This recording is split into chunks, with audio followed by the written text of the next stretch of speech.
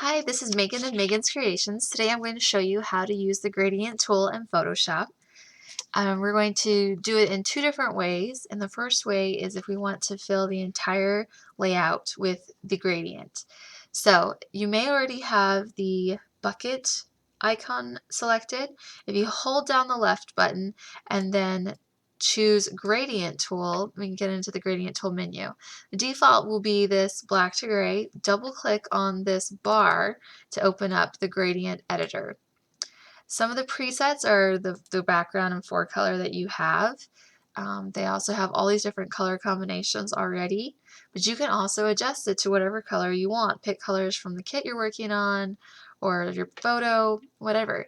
So with these colors down here, double click on the color stops on the bottom, and then you can choose from the color picker whatever colors you want to use. Let's go with the purple. If you ever want to take a color out of there, the best way I found is to click and hold onto it and just run it off the page, the screen, and then it's gone. And then if you ever want to add another color than what's there, just click down here at the bottom and it'll add a color. So we can just stay with this for now. And then you can always click and drag. This will show how much of each color will be in the gradient. If we want a little less of that color, we can just slide these things and adjust them.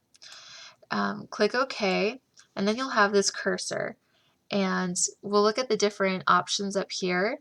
There's linear, radial, angled, reflected, and diamond patterns. And the basic idea is you grab one and hold down the left button again and drag it across, and it'll create your gradient in the way that the angle that you dragged it in. So the linear is just like it says, straight across like that, but I can also click from the bottom up and it'll angle it that way. If I do just a little area, it's going to make the gradient really tight. So dragging it out really far helps you see all the colors you picked in your gradient. Radial is fun. I find radial a little harder to control. It's hard to get it in the center, and then you get a lot of the last color. So I don't know. You get the cool tie-dye effect, I guess, would be fun. This is a look of what angled is. It's also a very interesting dynamic version. This is how reflected looks.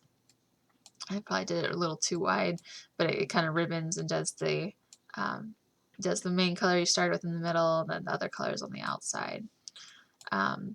Then diamond, another fun variant.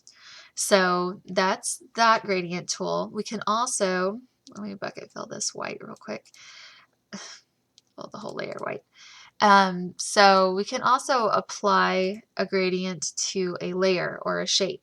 So I have a font here, and I'm going to go to my blending options, and one of the menus in the blending options is gradient overlay. So you can click this, and again you double click on the color bar here to adjust it, and you see we have our presets. We can do all the same stuff we did, choosing our own colors, choosing how much they show up. You click OK, and then this is where you can choose linear, radial, the angle. You can use this to adjust what angle the gradient will go towards. Scale, how big, if you want it stretched out. It does all the same things that you do when you click and hold down and drag the cursor. Another thing I've done with layers too is to go back and use the black white, and then change the blend mode for the gradient to overlay, and so then you get that ombre effect. I find that fun to use that.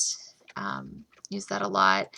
If I don't want one of my colors to get too white, I usually come in, and when I'm doing this, I pick the original color that it was, which was this color, and then I go across to the desaturated version of it, the equivalent of it, or maybe even a little darker, to keep it from getting too light, too bright, because that white overlay can be a little blindingly white sometimes.